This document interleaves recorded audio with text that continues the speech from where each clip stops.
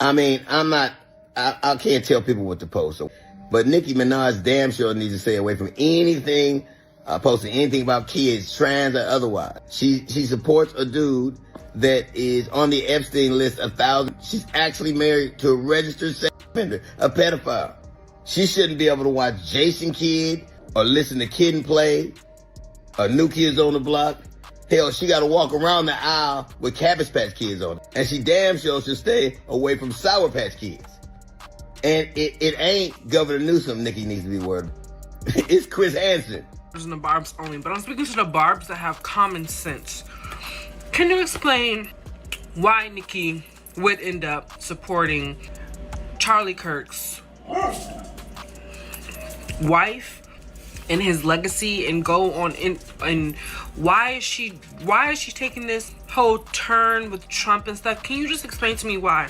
And I don't need you to comment dumb stuff. Y'all, the rap girlies are at it again. And this time, it's not about fighting for the top spot on the charts or dragging each other's kids into it. Nope. Everything popped off after Nicki finally made it clear that she's fully embracing the whole MAGA Barbie image, and the internet went absolutely wild. No shade to anybody, everyone is allowed their own views and beliefs. But phew, the way Nicki handled this and the timing of her sudden MAGA turn has her losing supporters fast, from every direction. And you already know her critics are having a field day watching what looks like Nicki slowly damaging her own legacy. And child, if there's anyone enjoying this the most, it's Cardi, because people close to her are saying she always knew Nicki's story would end up right here. And allegedly, it all traces back to Nicki's husband. But is there really any truth to that? Let's break it down real quick. I have the utmost respect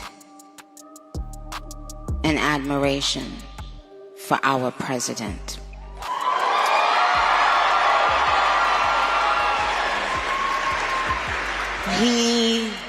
He has, I don't know if he even knows this, but he's given so many people hope that there's a chance to beat the bad guys and to win and to do it with your head held high and your integrity intact.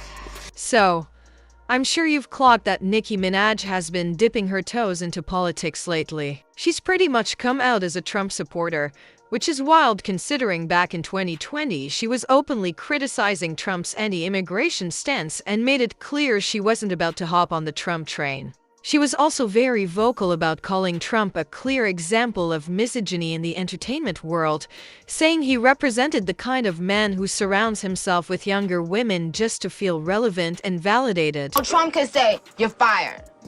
Let Martha Stewart run her company the same way and be the same way. Oh, evil. But Donald Trump, he gets to hang out with young and have 50 different wives and just be cool. Oh, Donald, we love you.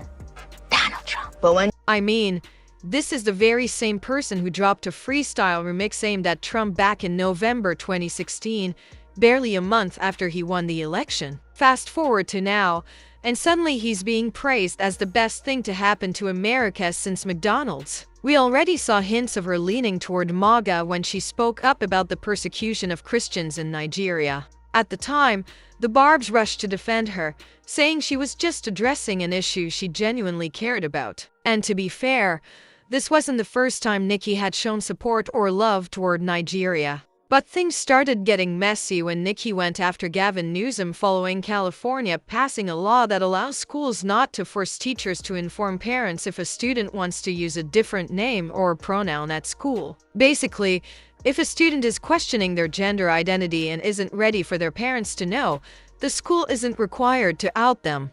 Gavin has been very vocal about supporting trans rights. As soon as the law passed, Nicki tweeted something along the lines of, "Imagine being the guy running on wanting to see trans kids. Not even a trans adult would campaign on that. Normal adults wake up wanting kids to be healthy, safe, and happy." With that, Nicki jumped straight into an already heated debate. Conservative parents were furious, arguing that parents should be involved in everything concerning their children, especially something that serious. Meanwhile, Others pointed out that some kids aren't safe at home, which is why the law exists in the first place. Once again, the Barbz stood 10 toes down for Nicki, saying she was simply speaking from a parent's perspective since she has a child and wants to be fully involved in her son's life. But child! When Nicki showed up smiling and glowing at the Turning Point USA Memorial event in Phoenix, that's when everything shifted. Nicki was brought on as a guest speaker, while other Black creators connected to Turning Point USA weren't given speaking roles or any real platform. And now that Candace Owens has distanced herself from Turning Point USA, they're left without a prominent Black face to represent that space. So honestly, it wouldn't be shocking if they're now using Nicki's fame and influence to pull more of the Black community over to their side. But what it's shown me personally is sometimes, you know, even in the worst feeling times in your life, you think that you're never going to come back from it. But you do. And our president shows that. He's been through every single thing a person could be through publicly. Having to constantly be lied on. It's not really that funny. Until you are in that person's shoes that's being lied on, you'll never understand what it feels like. That person is a being, they have a family who has to read those lies. And that's not, and it's just not. And when fans saw Nicki sitting there, repeating talking points that had never once come out of her mouth before, people were like, hold up, what is actually happening right now? Folks were joking like, blink twice if we're really watching Onika Tanya Maraj on a stage next to Erica Kirk. She was openly making statements that many felt were straight up transphobic. And mind you, a huge portion of Nicki's fanbase comes from the LGBTQ community, so this felt especially wild and fans were beyond upset. Now, some people are claiming this is allegedly all connected to her husband, Kenneth Petty. And honestly, wherever Nicki found that man, it seems like trouble has followed ever since they got together. There's always something going on, with the most recent issue being Nicki reportedly facing a $500,000 lawsuit after her husband allegedly punched a security guard in Germany during an argument involving Nicki. Despite all of her success and accolades, one of the biggest things people have always dragged her for is her husband's past as an offender, because that's a label that tends to stick forever. So some are speculating that Nicki may be moving like this in hopes of getting her husband's record cleared, so he wouldn't have to register every time they travel to a new state. And if that's not the reason, others have brought up her brother, Jelani Maraj, who also has serious legal issues. He was accused of repeatedly abusing his 11-year-old stepdaughter over a period of weeks while her mother was at work. The incidents happened in 2015. He was convicted in 2017.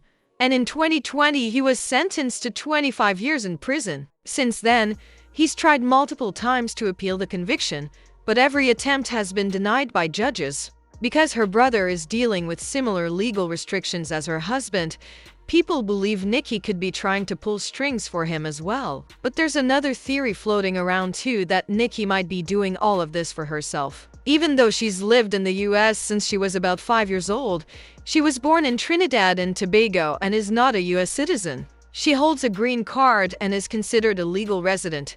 But citizenship? That's something she still doesn't have. In fact, she couldn't even vote for Trump because she isn't a citizen, and she's complained before about how difficult the citizenship process has been. So the timing of her sudden MAGA alignment feels questionable. Lately, Trump's language around immigration has become more aggressive and more outspoken. And after certain conveniently timed incidents in DC, that rhetoric has shifted even harder, increasingly targeting the Black community. There have even been reports of green card holders being told their status could be reevaluated or revoked. So people are asking what better move than cozying up to Trump, making herself look useful, and positioning herself in a way that could finally help her secure that citizenship.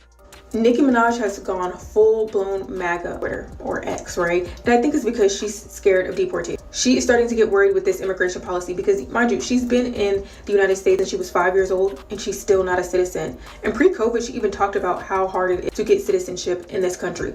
You can be a multi-millionaire, you can be a celebrity, and it's still a hard process to get citizenship. It's easier just to renew your green card, right? She has gone so far to turn against her own fan base. She literally, like, the LGBTQ is like her ride or die. They do all her dirty work for her, right? And she went on to say that, like, trans people are not normal. Nicki Minaj's husband has a criminal past, and her brother has also been convicted of extremely serious crimes. So for a lot of people, her fitting in with MAGA spaces doesn't feel all that shocking. Personally, I checked out on Nicki a long time ago when news broke about who she chose to marry and the fact that she continued to publicly defend him afterward. Because of that history, her full-on MAGA pivot honestly didn't catch me off guard at all. But what do y'all think? Were you surprised by Nicki's turn toward MAGA, or did you see this coming from a mile away? Drop your thoughts in the comments.